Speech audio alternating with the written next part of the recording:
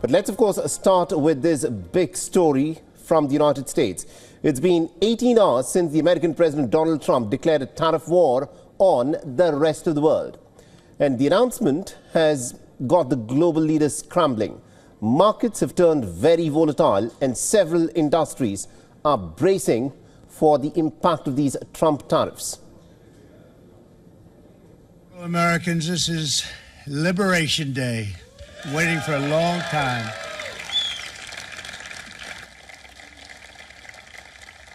Our country and its taxpayers have been ripped off for more than 50 years, but it is not going to happen anymore.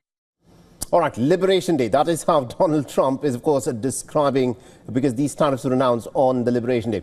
Now, Washington has announced reciprocal tariffs on 185 countries.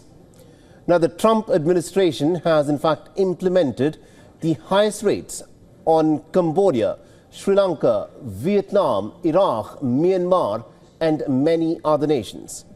Now, the highest tariff rate is 50%.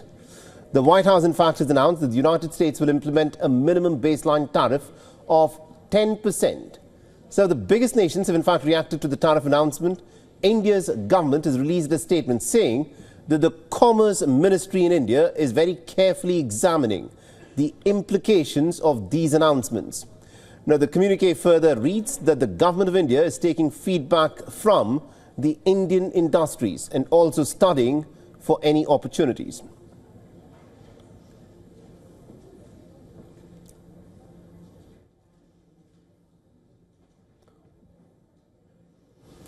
Now, let's in fact talk about what's happening in Europe as well. Now, firstly, listen to how Asian and other nations have reacted to these Trump announcements. As I said before, there are no winners in a trade or tariff war.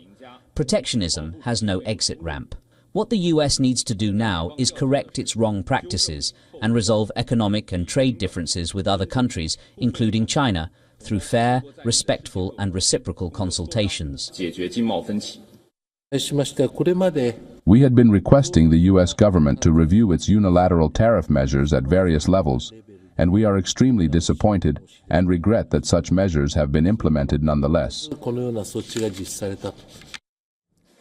By closely analyzing the main contents and impact of the U.S. mutual tariff measures, we will actively pursue negotiations with the U.S. to minimize damage to companies while preparing emergency support measures for industries affected by the U.S. tariff imposition as soon as possible. Discussed this in detail this morning. We've been preparing for a while and have set up a working team. There is no need to worry, as we have prepared several steps for it.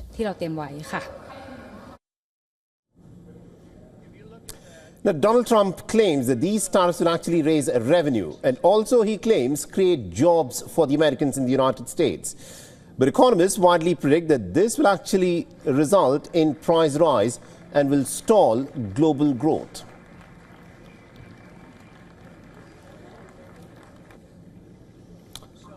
All right, now to give us more details on this, we're joined in this broadcast by our correspondent, Susan Tehrani, who's in fact joining us live from New York. Susan, this, of course, is the big day, the day that Donald Trump had been promising all along. He's now imposed these retaliatory tariffs. He claims that these tariffs will create jobs and bring in revenue for the people in America. But a lot of economists are in fact pointing out that these tariffs will result in inflation and possibly even in the contraction of the economy. What are you picking up at your end? Right. Yeah. I mean, in the short term, it will have short-term effects. But in the long term, even those analysts who are skeptical say that it will ultimately benefit the United States. But let's talk about what the American people are saying. There are recent polls show that President Trump's approval rating, I mean, they were very high. They were near 50%. That's fallen down to 43%.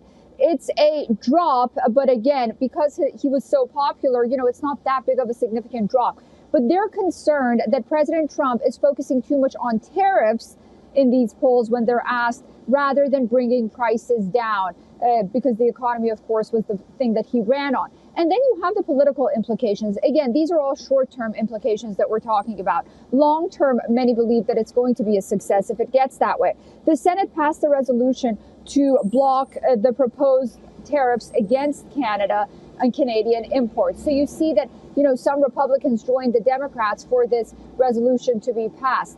Again, we'll have to wait and see until April 9th, I believe, is the deadline for countries to respond to President Trump's tariffs.